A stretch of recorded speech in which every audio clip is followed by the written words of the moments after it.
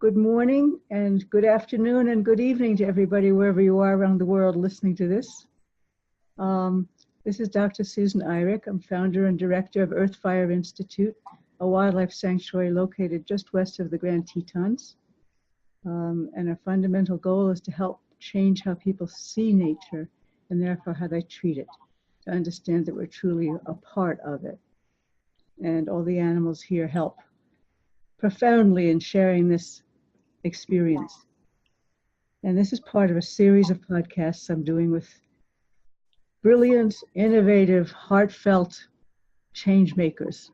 In this case, like Dr. Nancy Ruth, who is the founder of the very award-winning and excellent, beautiful, profound Kosmos magazine.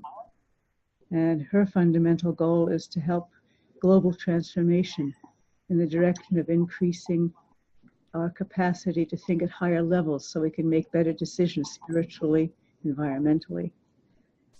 Nancy has a long, extensive list of enormous accomplishments, and I don't want to take the time here, but I will have them on our website where this podcast will be posted, so you can look at them all there in great detail. So Nancy, this is an honor to talk with you. Every time I look at Kosmos magazine, I think, God, we're total sisters. We're trying to do the exact same thing. I'm trying to do it through animals. You're doing it in your way, but the underlying thing we're both working towards is ultimately a paradigm shift in how we think, my frame of reference, and how we think, how we're operating. But I'd like to hear your take on all that. Oh, Susan, it's so lovely to talk with you. I can't tell you how much my heart resonates with the work you're doing with animals. I have two little doggies myself. They'll probably appear on the screen shortly, who I love and adore, and whose sensitivity and intelligence is so up there every day for me. They're like, to me, exactly like humans. I treat them like humans because they have the same sensitivities, they have intelligence, and I think for unconditional love, there's nothing like the animal kingdom. So the fact that you are aware of that, even with wild animals, they don't have to be domesticated, that they need the same loving care that humans do. And the fact that you are doing that shows a greater consciousness of what we are trying to transform in this world.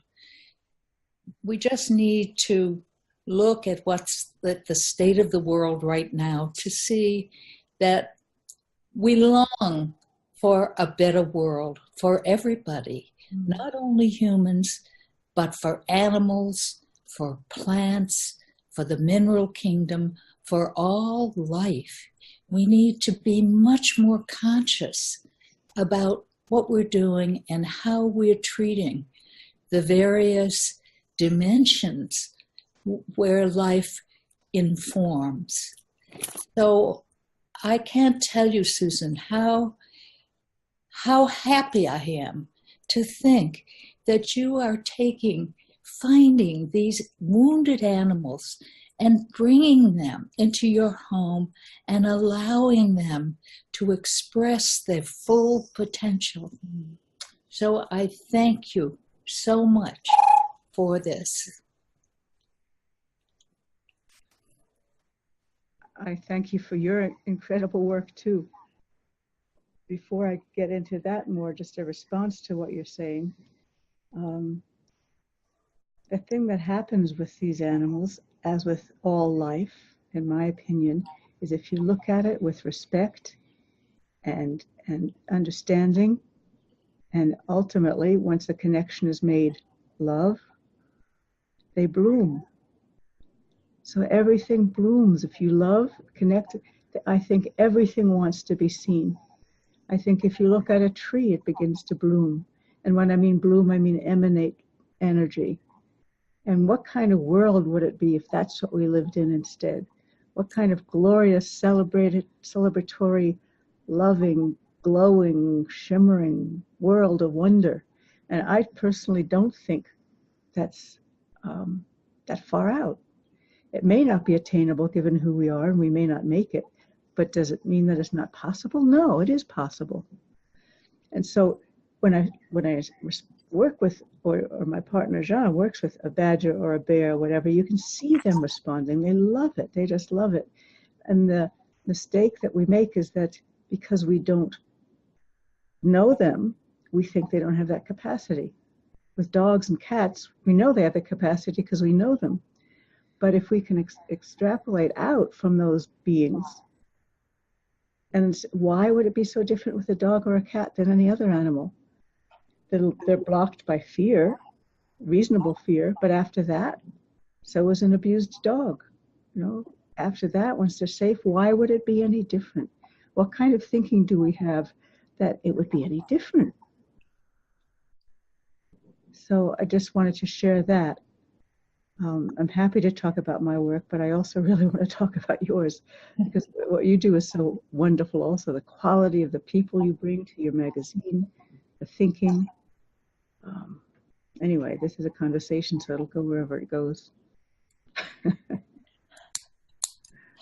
Oh, yes, well, I've been, I guess, in a lifetime of development like everyone else. Expanding my horizons to global concerns, all humanity, all life. And I think this is where humanity is going as we develop.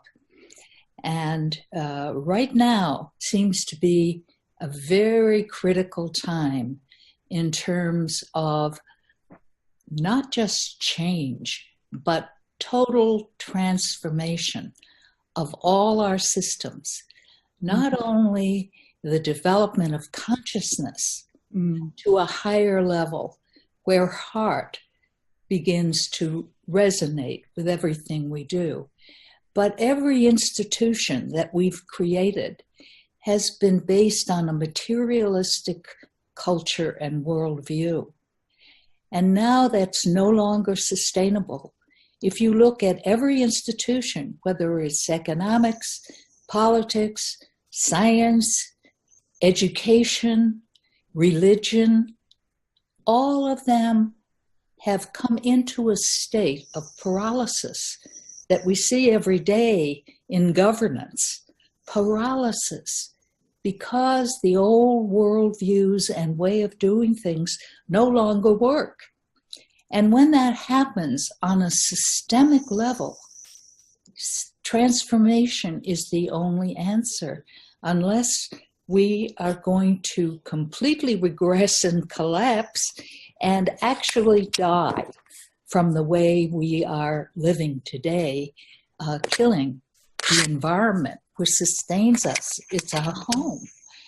And in any way you look, we are at the end of an era. And either we regress and actually die, or we transform to a higher level with many of the spiritual values that have long been espoused but not lived by all of humanity in terms of cooperation, love, respect, kindness, inclusiveness, caring. All of these values should be uppermost in every institution. Economics should not be about finances and money. It should be about sharing. And governance should not be about the elite dominating what we are doing, but it should be about the welfare of all the public. And religion has reached an end point as well. And we're now moving into a more developed consciousness, knowing that our potential is so much greater than what we're living today. And through meditation and through beauty, because beauty creates the oneness, the unity, the union, the unity of all.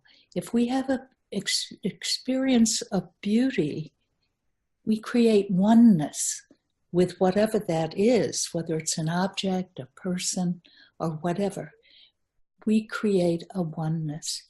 And our goal in consciousness is to move more and more towards the oneness that's the foundation of all reality. And that is happening, especially through integral development movements and many more. So Kosmos is about, first of all, expanding our reality to a global and even cosmic level that includes all of humanity, not just our nation, but all of humanity and all life. So we founded Kosmos Journal in 2001 to inform people about the possibility and and what was already happening at the margins of reality to create this new civilization based on spiritual values. And we started with a group at the United Nations. We had someone from every continent, from Africa, from South America, from US, from Europe, and so forth, who all felt the same way. This idea of the oneness of humanity is not just in developed countries, it's undeveloped countries as well. It's in every country in the world. And being at the UN and so active there, we really recognize that in people from all different cultures. And we started this journal, which we originally called Spirituality and Reality, but later we changed it to Kosmos, which is the harmony of all reality. Comes from the Greek word cosmos with a K. So beauty and higher thought, meditation, reflection on the subjective reality, where really the world is really located within subjective reality. But we have thought it was out in the outward rather than the inward. And now we're beginning to develop inner subjectivity as well as the outer. So Kosmos, I was very particular who wrote for Kosmos. I wanted people who not only spoke about the new world we were creating, but who actually lived it. So at the beginning, I never had anybody write for Kosmos that I didn't know. And that meant sometimes I had to go to lectures and workshops in different countries to find these people. Yeah.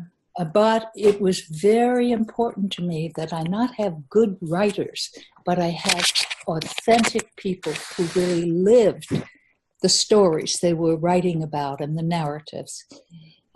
So I think the quality of the authors of Kosmos Journal were very high because they were invited and selected because of their quality of consciousness. And the same with the aesthetics in Kosmos Journal. We not only wanted to inform, but we wanted to touch the heart. And we did that with beautiful images from beautiful artists that we discovered all over the world. And now as Kosmos has grown, we're starting a community. We're doing more in iPods and videos, and planning, in the midst of planning a second era for Kosmos with more relationship with our partners, with our public, and possibly with events in the future. Because now we've moved, when we first started Kosmos in 2001, people really weren't aware. Oh, someone's at the door outside. All right, Sophia, Willie. So people weren't aware of the new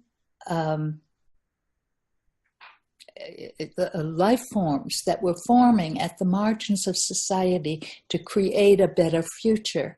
So informing was a large part of what we did at the beginning, but then people began to awaken. More and more people awakened. And as they did, it became very important to participate in this transformation, not just to know about it and learn about it, but to participate in the historical movement of transforming to a new civilization. So we're now doing much more with participation, sacred activism, activism of all sorts, partnerships, and a growing movement for all people to understand that they are making history. You are creating the new civilization, not just those who write about it or who are well known, but every living being is making this transformation to a new civilization. So it's a very exciting field to be in. I feel privileged to be able to serve in this manner because I'm always so excited to learn about how evolution, step by step by step, is bringing us to this the most beautiful world we yearn for. So that's kind of the story of Kosmos, Susan. So you talked about beauty as a binding energy, really, and what you are talking about and how you're saying it is beautiful. Thank you. And, I just so wholeheartedly agree with everything you're saying, particularly once it brings tears to my eyes of the power of it, particularly the idea that we must only have authentic voices, and that you spent so much time and effort on that, and every bit of it was worth it, because there's so many inauthentic voices, or voices trying to be authentic but not quite being there, and that leads us astray.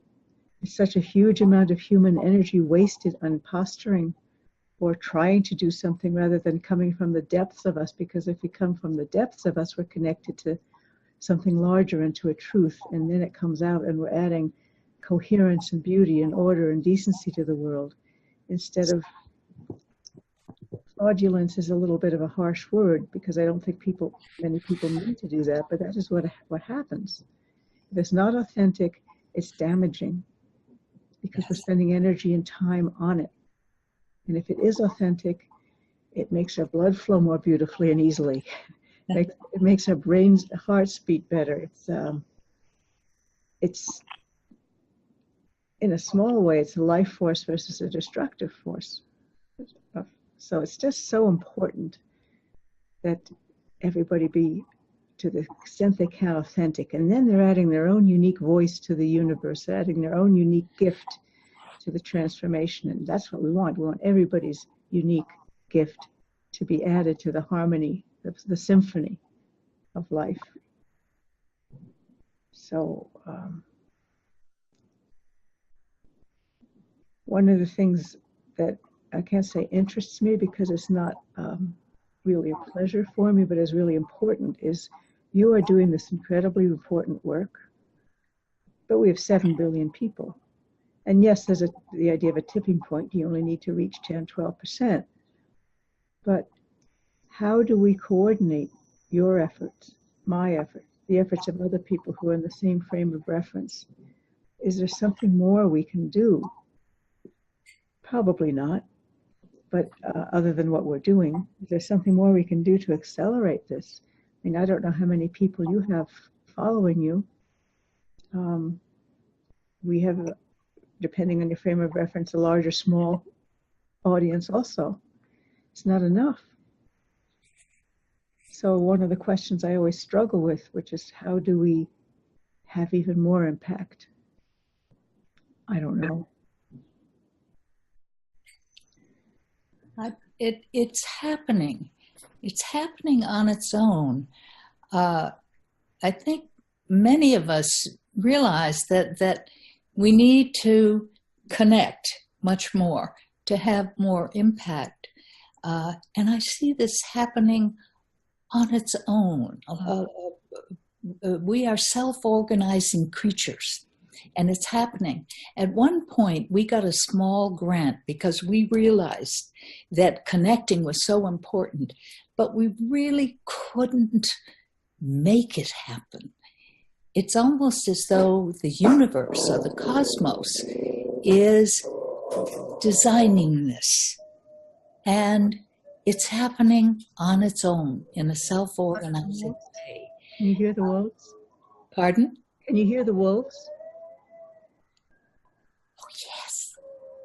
I'm going to open the door so you can hear a little more. Hang on. Oh, yes.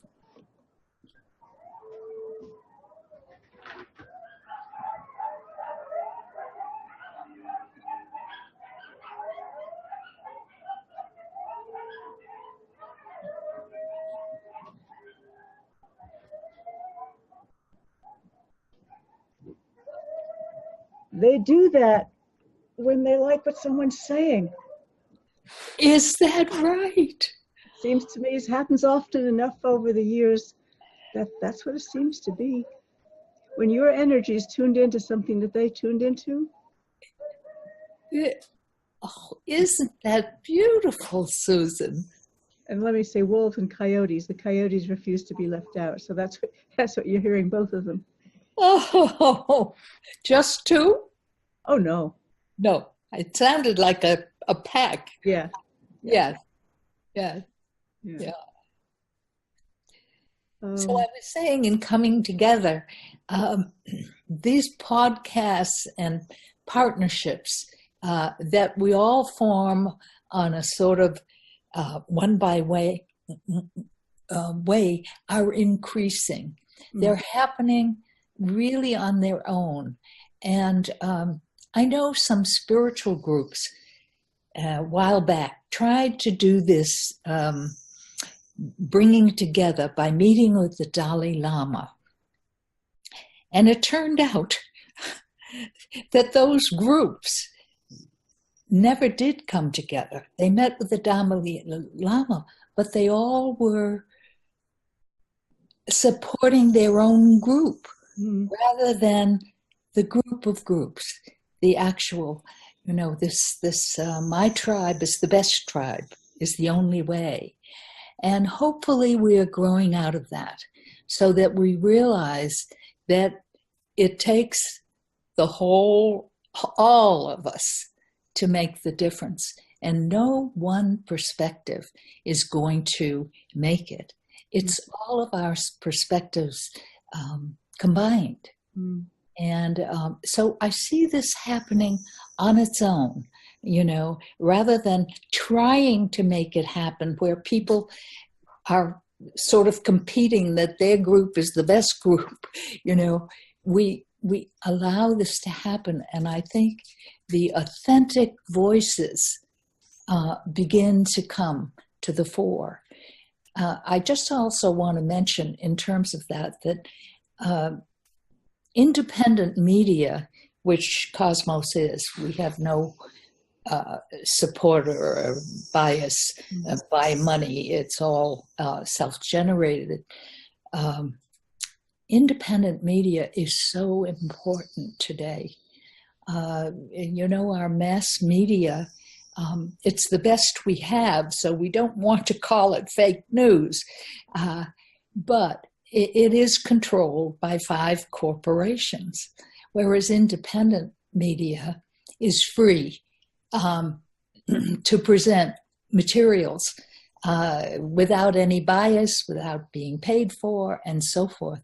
So it's very important that people look to independent media. Your understanding that it's self-organizing is profoundly interesting. For me, from my own interest, I want to know, how does that happen? On what basis does that happen? Who's doing the organizing of the self-organizing? I'm glad to have had you say that, because I was talking about how do we do this? And then when I say that, then there's an increasing sense of pressure. And if there's any sense of pressure, you're already out of any real, the right energetic place to make change, because it has to happen naturally. Anyway, it's a wonderful idea. And I shouldn't say idea because I'm not implying that it's just an idea. I think it's an insight. Me being a very practical person also, I will say, okay, so how do we increase that? But I think that's kind of against what you just said. I think the definition is you have to go within yourself and come up with whatever comes naturally. And if you're doing that and other people are doing that, somehow, I would use the word magically, though I don't know if it's magic, it's going to happen. But it's such a fascinating process. Yes, it is. And I'm sure, how long have you been in this work, Susan? Well, I've been a psychologist for, 40 years. 40. Working with nature as well since 1980. And for me, it was always an interaction of the two. They were like one unit to me, different aspects. The human aspect of nature or the nature aspect, they're always intertwined. So, and then I founded Earthfire in 2000, where I put pretty much full energy into this. Mm-hmm. I was wondering, because I'm sure I started off as a transpersonal psychologist and with a spiritual dimension. Many years ago, was in 1960, so that's a lot, long ago. But in any way, what I was getting at is what I've seen and what you've seen, the development and progress of people awakening to the need for transformation is huge. In the 1960s, there was a handful of people. Some people had gone to the East and studied meditation and brought back some of that work to the United States in the 1960s. And then my husband at the time had been and studied in the East in the 1950s. And this was really the beginning. Meditation, the United States didn't know anything about meditation, what it really was. And it was brought to us in the 50s and 60s. And we saw this tremendous merge with the thinking of the East. And now we're seeing a merge with the thinking of the South in the create, especially in our relationship to nature. So we've got East, West, North, and South covered now. Whereas 1950, we were so insular. We didn't know very much at all, and there were very few people who cared. And now look at it. People are awakening, even, I have to say, as things get worse and darker, there's more light that's shining. It's amazing how these two go together, dark and light. the worse it gets, the more people wake up. And that's one of the paradoxes of living in this marvelous universe. Yeah.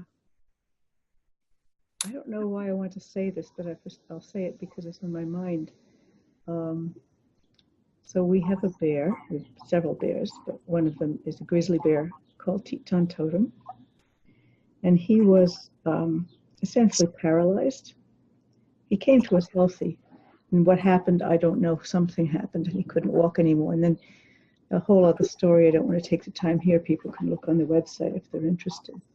Or in the Kosmos Journal, because I wrote about it there.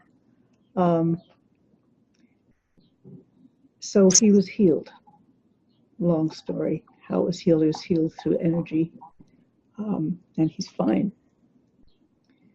And what happened was he changed from a regular bear, so to speak, to someone who is so sweet that when people come to meet him, quite frequently they just burst into tears.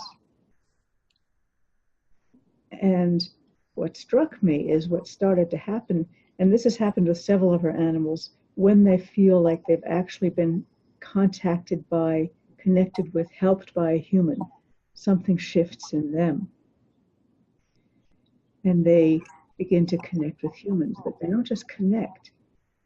This may sound really far out to a lot of people, but it's almost like they're transmitting love, or they're transmitting, in Buddhism you'd say that you're getting transmissions, or if the Pope puts his hand on you, it's a transmission. It seems to me, and this has happened with a cougar here also, it seems to me, just by experience, I certainly never entered my more biologically oriented scientific mind, but these things happen. And if you're going to be really scientific, that means you're open to seeing what is, rather than saying it can't be. All I can say is he changed, and people have this powerful, visceral response. And in response to what you're saying about people awakening to awareness, or minds awakening, it feels like, I can't say it's my work really, because it's more like it's happening to me. I'm simply sharing it. Like another part of this awakening is the connecting of the wild animals with us as perhaps portals or emissaries of the rest of nature, because we respond easier than to an animal than we would to a tree or a plant, most of us. So I don't know. I think the reason I wanted to say that is because it feels like it's another step in what you were talking about.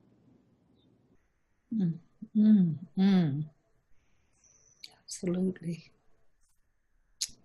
Yeah. You know, you're bringing up the paralysis of this grizzly bear. I just have to share that when I was 24, I was totally paralyzed. Oh. Could not move. I had contracted polio, and that experience, and for a long time I couldn't move at all except for my hands. That experience brought me, I think that dark experience had such light in it, because lying there, I had to ask, what is the meaning of life? What should I be doing here? Here I am, paralyzed. Is that the end, or is that the beginning? And it actually was the beginning of my realizing the importance of my inner life. And I'm not sure I would have gone in that direction so completely as I did if that hadn't happened to me, because before that, I was living a very extroverted life. I was out there and I was leading, I was in the midst of everything and dancing and so forth. And this happened to me, and I now see it as a gift. And this the fact of bringing up this grizzly bear who was paralyzed and was healed with love. I think we need to realize that there's so much more to life than we realize, and that we have such guidance from other dimensions of reality. It's not just this physical reality that we're living in. We're living in a much more expansive universe, full of potential that we haven't even realized yet. And how to tune to it. We don't realize it because we don't tune to it. We don't receive it because we don't tune to it. We have to switch our channels. Yes. Yes. We do. And then things will be coming in. Because I think nature is talking to us all. And when I say nature, it's an abstract concept, but I mean the living beings that make up nature are, I don't know if they're trying to contact us or if they're just there ready to be contacted. But there's a potential waiting there for us if we tune. I think that's why we find such relief going into nature, because we get away from the distractions, and without even realizing it, we're beginning to tune to each other, us to the forest, forest to us. Healing power of nature. It's a teacher. It's a healer. It's so many things we haven't realized. It's where we come from. It's our base. One of the people, we have these conversations once a month online with whoever wants to join. If anyone's interested, you can look on our website. And in one of those conversations, a gentleman called John Thompson, who teaches, takes people out into the wilderness in Australia, has worked a lot with Aborigines, says, who says when you go out into nature and look at things that nature, or the trees and the rocks, etc., aren't looking back? They are. Oh, that's beautiful. That's beautiful.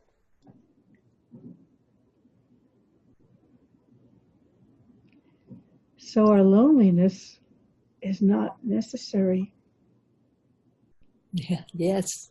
There's a solution to it. It exists, but it exists because we're not tuned and we're not connected, which is terrible.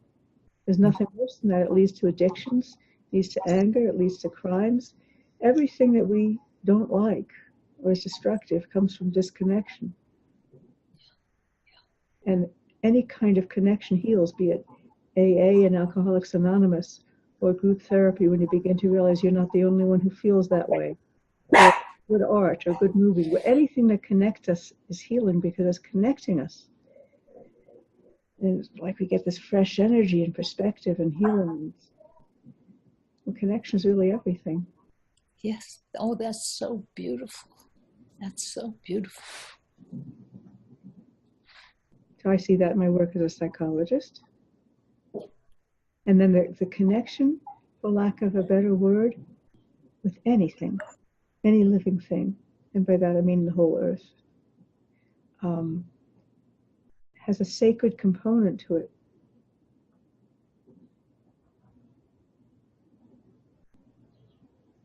Profoundly listening, whatever it is, to a human being or to an animal, or listening to anything, has a sacred element to it. And the process of listening is profoundly healing. Maybe because it's a way to connect, but it's profoundly healing to stop listening to ourselves. Not that we shouldn't, I mean, there's a whole other thing, but just to listen to ourselves and our own inner chatter, as opposed to a deep listening. And listening outside makes such a difference. Just being quiet for a few minutes to listen already connects us to something outside ourselves and begins to calm us. And then my mind always goes to, okay, why does that calm us? What's happening? How does that work? What is it? That's where my mind goes. Not just the fact of it. So Jean, who works with, is the animal handler here, and is almost like an animal himself. He's so connected at that level. he's not interested in these things that I ask about. He just does it. He just is there. And I want to know why. And I think both are really valid.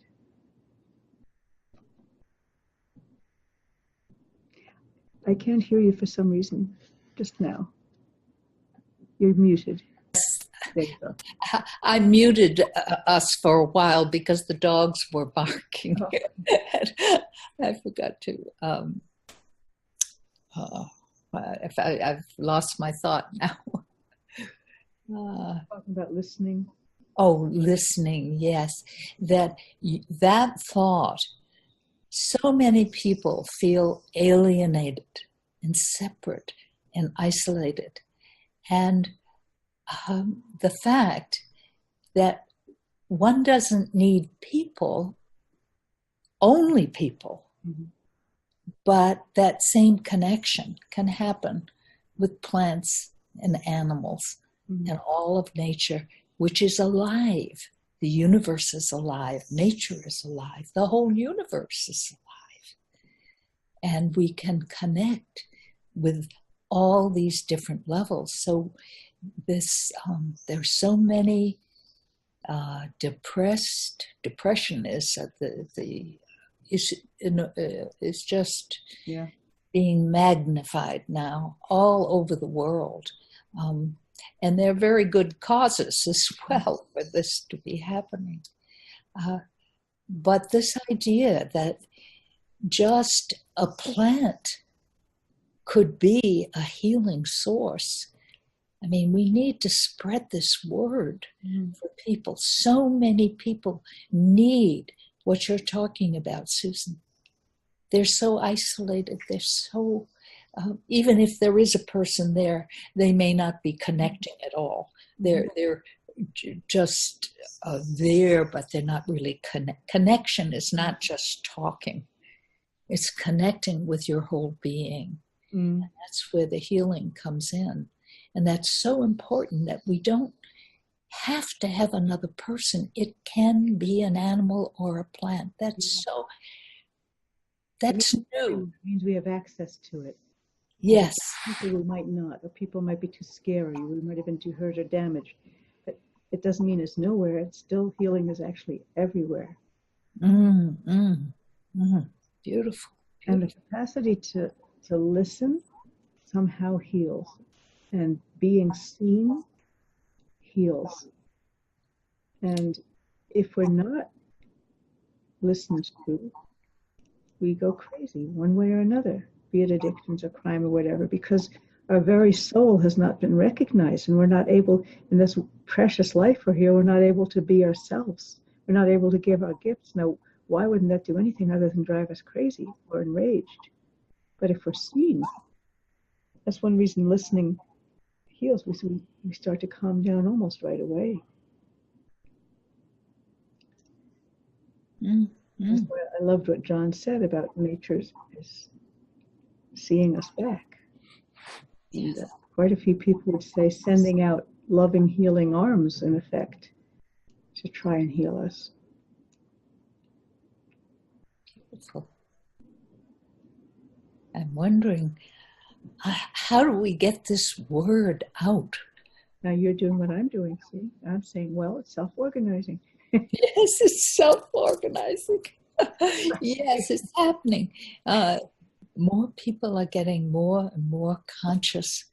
And at a certain level in some of the research that's being done, when one moves from gross reality or material reality to the heart and more expansive inner knowing, there becomes a recognition of all life, not just human life, and the need for caring for all of that.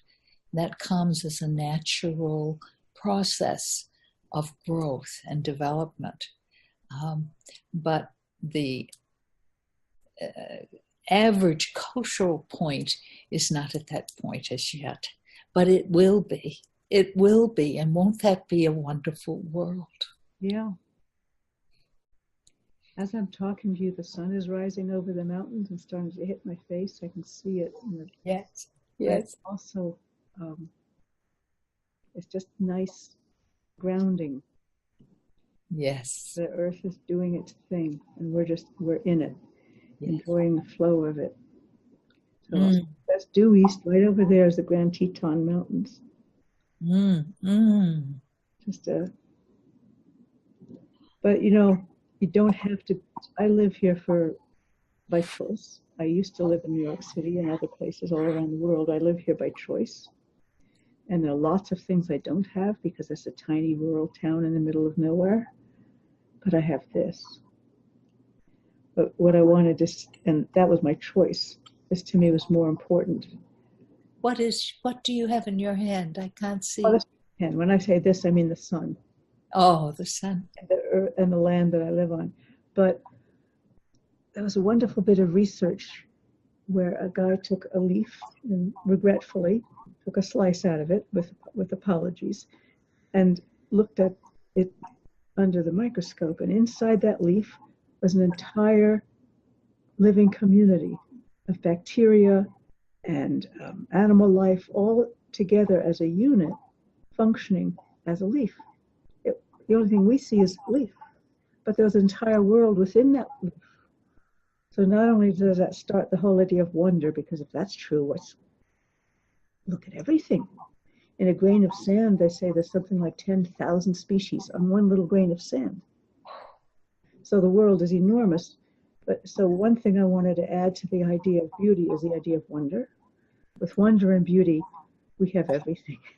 Yes, yes. And the other thing I wanted to say, even though I live here and chose to live here, that wonder and beauty could just as easily be in the city looking at a leaf or a goldfish or a spoonful of soil. You don't have to live here to have that sense of wonder, beauty, and connection. And you've got the stars, and you've got the sky, and you've got the wind, and so it's everywhere. And it's just as true for city dwellers. Sun rises over the city too. Yes, yes.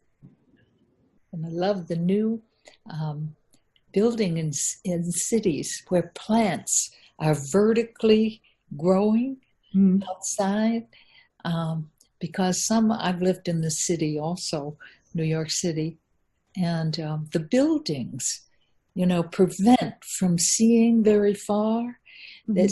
So it's very hard to find nature. You can, as you say, certainly have plants, but it's much harder. It's much harder, and but it's there. Nature is a gift to us all. It's our home. It's our home. It's our teacher. But anyway, it's just so wonderful to connect with you and to have this authentic connection. I cherish this time with you. Me too. We all need each other, those of us who are doing this work. Yes. So I cherish it. I cherish the work that you've done, your beautiful, beautiful magazine, the quality and heart you brought to it. So I look forward to doing this again, and thank you too, Nancy. Yes. Goodbye for now.